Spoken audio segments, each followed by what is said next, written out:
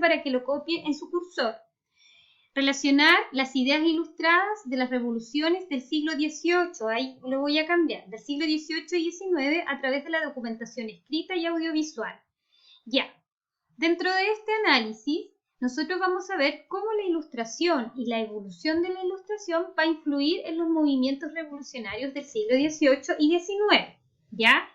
Chicas, les recomiendo, ustedes tienen notas compartidas, no sé si las pueden ver, ¿ya? Sobre esas notas compartidas, ustedes pueden ir copiando apuntes de lo que hoy día vamos a mencionar, ¿ya? ¿Estamos ok? Súper bien. Ya pequeñas. Entonces, iniciamos nuestra clase viendo el objetivo de la clase. Lo anotaron, ¿cierto? Me parece. Voy a copiarlo directamente de la clase para que lo tengan en su visor, ¿ya? Y aquí le vamos a cambiar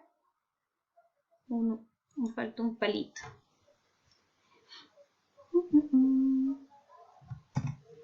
Y ahí creo que está bien. ¿Ya? Entonces, vamos a comenzar a desarrollar nuestra clase. En este mapa, en esta línea de tiempo, nosotros vamos a visualizar que a partir del siglo XVIII al siglo XIX se va a desarrollar el proceso ideológico, este movimiento intelectual llamado Ilustración, el cual va a influir sobre todo en un sector social muy importante que está ocupando o que está protagonizando el desarrollo ya de escritos que tienen que ver con el rechazo o la crítica sobre todo a las monarquías nacionales, a las monarquías absolutas que están impuestas en sus países, sobre todo en los países como Francia y Estados Unidos, quienes se rebelan contra el rey absolutista. Nosotros vamos a ver durante todo este contenido, vamos a ver tres procesos importantes: la revolución o independencia de Estados Unidos en 1776, la Revolución Francesa en 1789 y las revoluciones liberales en toda Europa y sobre todo en América Latina, que se liberan del rey español. ¿Ya? Continuamos. Vamos a entender, por lo tanto, ya que dentro del movimiento de la Ilustración va a haber una transformación ideológica y que va a nacer o va a dar la cuna de lo que nosotros reconocemos como liberalismo. Ahí lo vamos a ir viendo ahora. Bien, partimos con este subtítulo. Ya, acuérdense que el título de nuestro contenido, nos vamos a retroceder, el título de nuestro contenido es Ideario Republicano y la Revolución. Vamos con el primer subtítulo. ¿Ya? El ideario republicano. Yo inmediatamente apliqué un concepto en la portada del Power para que ustedes pudieran entender qué es republicanismo, ¿ya? Para nosotros, entender el republicanismo se embarca sobre todo dentro de cómo se organiza el Estado, ¿ya? El Estado necesita una estructura que cuando existe un rey, el rey representa por completo, cuando existe un rey absolutista, va a representar por completo, su figura va a ser el Estado, ¿ya? Sin embargo, lo que viene a nacer aquí, o a surgir en este proceso, es que ahora se habla de que el Estado debe estar distribuido el poder en diferentes organizaciones, en diferentes órganos. Y estos órganos deben tener un poder equilibrado para hacer o ejecutar ya las leyes o las decisiones de la nación en forma justa, a través del bien común. Como dice acá, es una teoría política que defiende la República como modelo de organización del Estado. Una de sus propuestas fundamentales es garantizar y proteger la libertad a través de los derechos e instituciones. ¿Qué significa eso? Que inmediatamente cuando hablamos de república estamos validando los derechos de las personas, del ser humano. La validación de los derechos de los ciudadanos. Ya para que lo tengan ahí. Chicas, ¿quiénes son los ciudadanos, por ejemplo, en una Francia absolutista, ¿quiénes van a ser, perdón, las personas que aclaman estas ideas republicanas como ciudadanos? Por un lado, no creo que sea la nobleza, porque la nobleza es amiga del rey, por lo tanto, gobierna con el rey. ¿Quiénes son del sector del tercer estado que saben leer y escribir?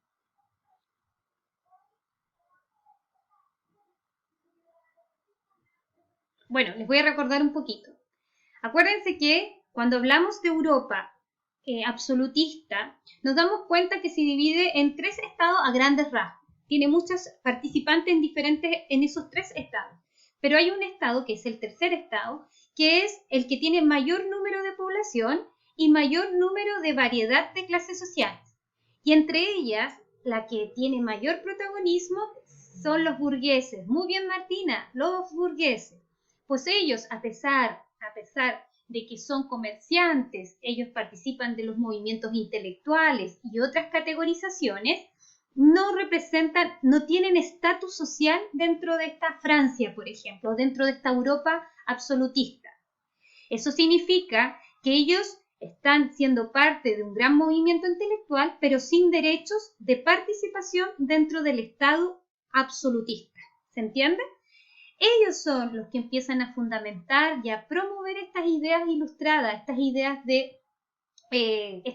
de republicanismo, porque ellos quieren tener un estatus, tener participación política. Entonces es súper importante para los burgueses salir quizás de este estado o tercer estado que los segmenta como siendo parte de un sector bajo, de la clase baja de esta Europa.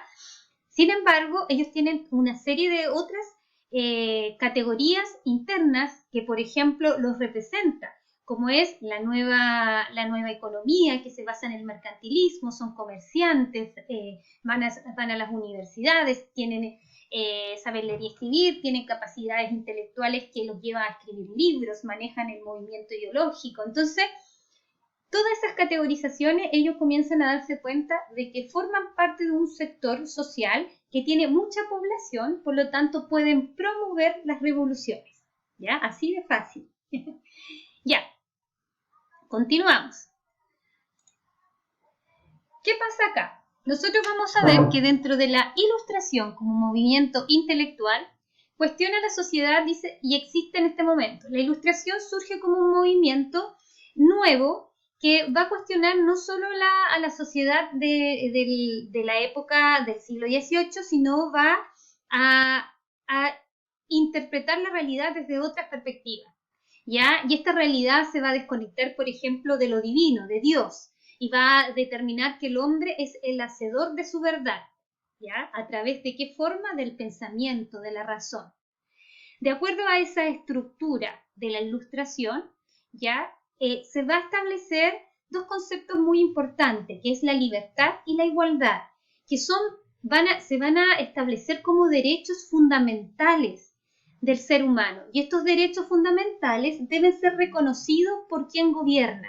Cuando el que gobierna, la autoridad, no los reconoce, inmediatamente para un ilustrado es inválido ese sistema. ¿Ya? Por lo tanto, por ahí va la crítica hacia el rey absolutista.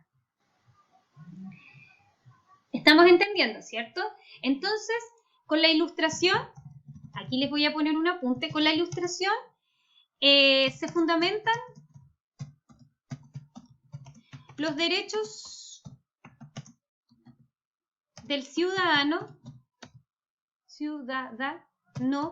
establecidos como, ahí ustedes los van agregando a sus notas de apuntes, como libertad e igualdad. Son súper importantes estos conceptos porque netamente surgen desde un origen, desde que el hombre vive en sociedad. Así lo plantean los ilustrados. ¿Ya? Dicen que los hombres, para poder no destruirse entre sí y para poder posesionar su propia propiedad, para tener resguardada su propiedad privada, deben crear conceptos, deben crear y reconocer los derechos que posee el ser humano, ¿ya? Como es la libertad y la igualdad. Y es por eso la necesidad, cuando uno vive en sociedad, de crear leyes a través de un acuerdo. Hay autores como Rousseau que habla de un contrato social. Rousseau es un ilustrado, ¿ya? Y cuando hablan de un contrato social es que la sociedad, la comunidad humana hace acuerdos para poder autogobernarse. No todos pueden gobernar, sino la sociedad elige quiénes son los más adecuados para gobernar. Entonces, desde esta perspectiva, el concepto de libertad e igualdad siempre va a estar resguardado por esta asociación, ¿ya? Que busca, ¿para qué se establecen estos derechos fundamentales? Para buscar el bien común, ¿ya? El bien común. Entonces, entendemos que la Ilustración viene a establecer los principios fundamentales de la sociedad humana, ¿cierto? Ahora, estos ideales que se van a tomar ya dentro de la Ilustración y se van a aplicar en la Revolución Francesa, que es una de las revoluciones europeas más grandes, que va a establecer o va a rebelarse contra el rey absolutista de la época, va a ser un movimiento que va a influir en todas partes del mundo, sobre todo en América, ¿ya? Y va a ser como un estandarte de rebelión contra el rey español, por ejemplo, en las colonias americanas. Todo esto que va a surgir en base a la Ilustración, va a producir una transformación de la ideología y que va a fundar un nuevo movimiento que se llama liberalismo, que está acá, ¿ya? ¿Y qué va a ser el liberalismo? El liberalismo es una transformación, es como una idea modernizada de la Ilustración y que va a concretizar los movimientos posteriores al siglo XVIII, ¿ya? Desde esta perspectiva nos vamos a dar cuenta que esta doctrina, para mi gusto, siempre digo, es el hijo de la Ilustración, ¿ya? Y va a implementarse desde lo económico, desde lo social y desde lo político, ¿ya? ¿Y qué va a promover el liberalismo? Porque estamos pasando de un siglo XVIII a un siglo XIX, a una transformación de la Ilustración, ¿ya? A través del liberalismo, para que vayamos entendiendo cómo surgen estos movimientos. Validando estos conceptos fundamentales que establece la Revolución Francesa, libertad, igualdad, fraternidad, incluye inmediatamente los principios ilustrados para promover su movimiento. Nosotros en las próximas clases vamos a ver en profundidad lo que es la Revolución Francesa y lo que es la independencia de Estados Unidos, que son los movimientos revolucionarios máximos para la época y que vienen a ser el ejemplo para diversas otras rebeliones, ¿ya? Entonces hay que tomar en cuenta muy bien y muy en profundidad estos dos procesos, ¿ya? Ahora, desde esta perspectiva, el liberalismo desde la política va a poner en la mesa de discusión, ¿ya? Como hijo de la Ilustración, que se debe escribir cómo se está valorizando los derechos individuales de los ciudadanos, donde yo los valido. Los voy a validar en una ley, en un libro que se llama Constitución.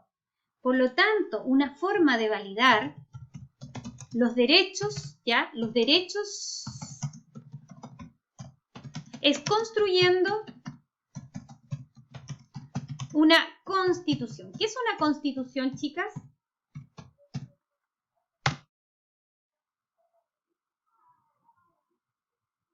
Hoy día se pone en boga, incluso vamos a realizar un plebiscito para poder llevar a cabo o reformular nuestra constitución. ¿Qué es una constitución?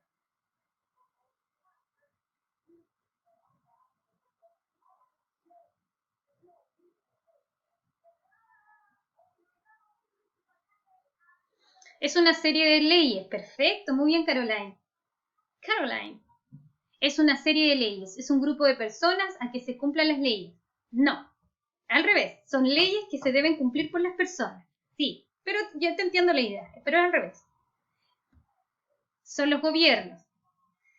No, en este caso, la Constitución son las leyes, pero hay una particularidad en una Constitución. Cuando yo emano una ley y la digo de palabra, se va a diluir en el tiempo, ¿cierto? Se va a transformar y no va a ser la ley que yo la dije en un principio. Por lo tanto, es súper importante establecer leyes por escrito. Y estas leyes van a estar escritas en